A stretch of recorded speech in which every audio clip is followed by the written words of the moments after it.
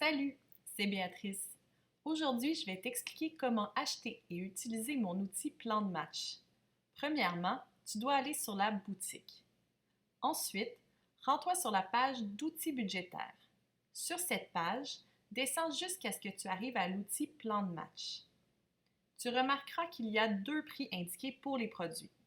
C'est parce que les abonnés ont droit à 50% de rabais sur tous les produits numériques de la boutique. Dans le cas de Plan de match, il y a même une troisième option parce que l'outil est offert gratuitement aux participantes de l'année qui compte. Si tu es inscrite à l'année qui compte et que tu veux accéder à ta copie gratuite, connecte-toi à ton espace membre du programme. Plan de match, c'est un peu comme si mes outils de gestion du cash flow et de prévision budgétaire pour débutantes étaient combinés en un seul fichier qui te sert de tableau de bord, ton plan de match dans le fond. Faire un budget, c'est bien, mais tu dois ensuite t'assurer que ça fonctionne dans la réalité. Plan de match va te permettre de vérifier si tu respectes ton budget, gérer ton cash flow, prévoir ton épargne et tes remboursements et voir toutes tes dépenses à un seul endroit sans calcul compliqué et en moins de 10 minutes par semaine. Sur la page de vente, il y a plus d'informations sur l'outil ainsi que quelques captures d'écran.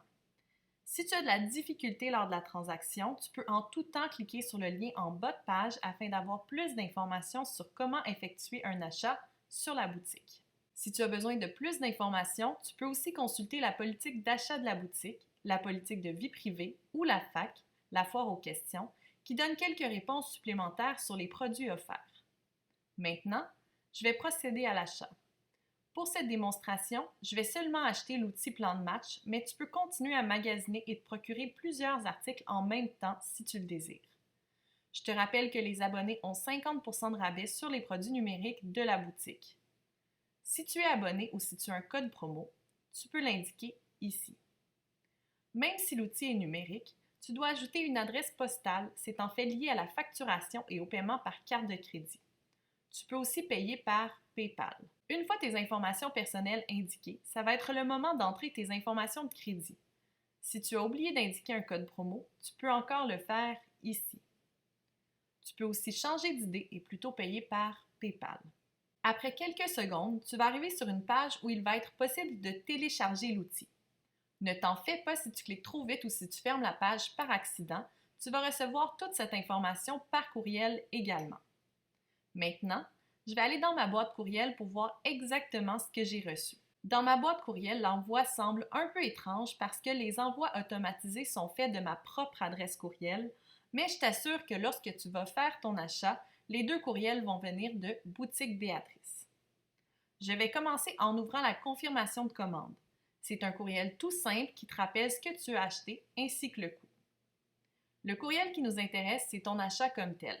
Le courriel que tu vas recevoir est très simple et inclut un lien de téléchargement. Si tu as des questions, j'ai inclus les liens vers la FAQ de la boutique, de l'abonnement et de l'année qui compte. Si la réponse à ta question ne s'y trouve pas, n'hésite pas à répondre au courriel, il va me faire plaisir de t'aider à utiliser l'outil.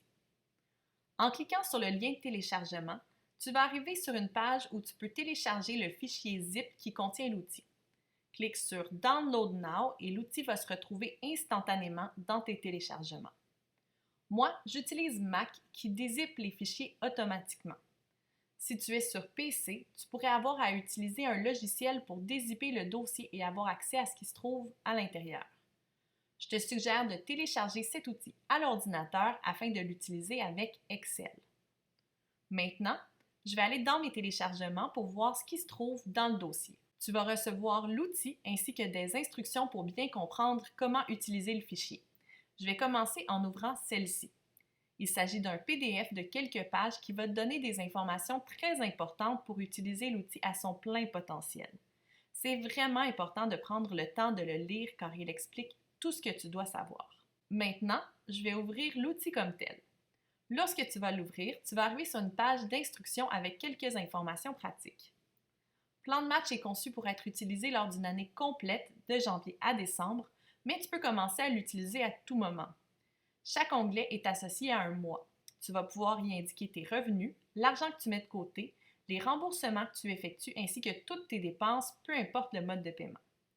Dans le premier onglet « Données », tu dois indiquer l'année en cours, tes différentes sources de revenus, tes catégories d'achat et tes différents modes de paiement. À la base, les catégories d'achat sont les mêmes que celles de l'outil de prévision budgétaire pour débutantes, mais tu peux les changer. Tu peux en indiquer jusqu'à 15. Ensuite, tu dois indiquer ton budget mensuel idéal pour chacune de ces catégories, en plus de ton épargne mensuelle idéale et le remboursement de dettes que tu veux effectuer chaque mois. Si tu utilises l'outil de prévision budgétaire pour débutantes, tu n'as qu'à indiquer le montant associé à la catégorie. Sinon, tu vas devoir faire un budget réaliste pour trouver le montant à indiquer. Ensuite, il y a un onglet par mois pour les 12 mois de l'année.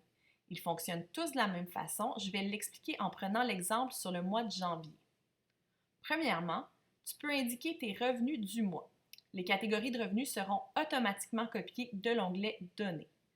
Tu peux simplement indiquer les montants qui y sont associés. Au besoin, tu peux également ajouter une note. Par exemple, si ta paie d'emploi est habituellement 500 $ mais que celle-ci est de 750 $ en raison d'un boni, il peut être pratique de le noter. Le pourcentage que représente chaque source de revenus sera calculé automatiquement. Tu peux répéter le même processus avec l'épargne et les remboursements. Ensuite, tu es invité à indiquer toutes tes transactions mensuelles. Tu vas avoir à remplir 5 colonnes. Je vais inventer une transaction. Pour la date, disons le 2 janvier. Quoi? C'est un descriptif de la dépense. Ça peut être autant vague, par exemple épicerie, que précis, par exemple 2 bananes, selon le niveau de détail dont tu as besoin pour gérer tes finances. Ici, je vais écrire épicerie. Montant, disons que c'était 35 $ et 22 sous. Mode de paiement, tu peux choisir le mode de paiement dans le menu déroulant qui te proposera les choix que tu as indiqués dans l'onglet Données. Je vais choisir Comptant. Catégorie. Tu peux choisir la catégorie dans le menu déroulant qui te proposera les choix que tu as indiqués dans l'onglet Données. Je vais choisir Vie quotidienne. J'ai rempli plusieurs données pour démontrer comment fonctionne l'outil. Tu peux maintenant t'attarder à la partie droite de l'écran qui propose différents graphiques et données te permettant de comparer ton budget à la réalité. Le premier tableau, Résumé cash flow, permet de voir visuellement le montant de tes transactions, remboursements, épargne et revenus. Tu peux ensuite comparer les montants budget contre réalité de ton épargne et de tes remboursements du mois. Si le montant est moins grand que ce que tu avais prévu, celui-ci va apparaître en rouge. Tu peux aussi regarder les tableaux si tu es plus visuel. Tu peux ensuite comparer tes transactions du mois à ton budget. L'outil va automatiquement calculer les montants associés à chacune de tes catégories de dépenses et va comparer le montant à celui prévu.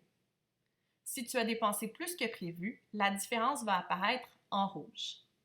Si tu n'as jamais fait de budget et que tu as laissé les montants vides dans l'onglet Données, c'est normal que le fichier indique que tu as dépassé le montant prévu au budget puisque celui-ci est de 0 $ par défaut. Tu vas ensuite pouvoir voir le nombre de transactions effectuées au cours du mois et isoler la plus grande dépense. Puisque tu peux indiquer 120 transactions, tu peux indiquer les flèches pour trier les données dans l'ordre de ton choix, que ce soit par date, par montant, par mode de paiement ou par catégorie, pour t'y retrouver plus facilement.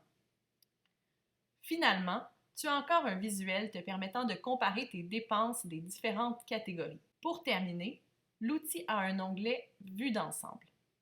Tu y verras un visuel de tes revenus et dépenses mensuels te permettant de voir facilement à quel moment ceux-ci ont été plus bas et plus élevés. Tu as également accès à quelques données pratiques. Bref, ton institution financière a peut-être une application qui va te permettre de voir toutes tes transactions du mois, mais l'avantage de Plan de match, c'est de pouvoir tout noter au même endroit. Par exemple, si tu as 2 cartes de crédit, si tu en partages une avec ton conjoint ou ta conjointe, ou que tu paies la majorité de tes achats en argent comptant. Alors, tout ça fait le tour de l'outil Plan de match. J'espère que cette vidéo a répondu à tes interrogations. Je te rappelle que je suis disponible pour répondre à tes questions si tu en as, alors n'hésite pas à m'écrire. À bientôt!